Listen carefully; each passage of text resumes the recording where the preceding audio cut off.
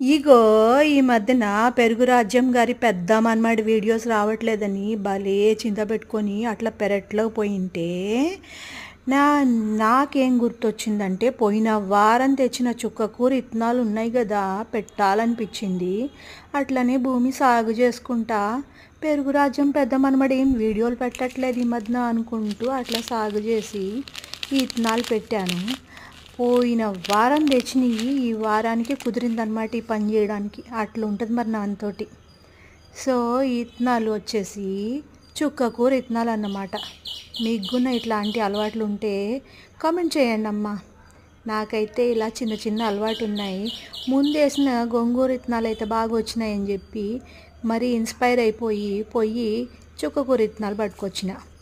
అట్లుంటుంది మరి మనతోన. ఈ ఆదివారం ఈ ఇత్తనాలు వేసుడు దాంతో పని గడిచింది. మీకు ఎట్లా గడిచిందో చెప్పండి.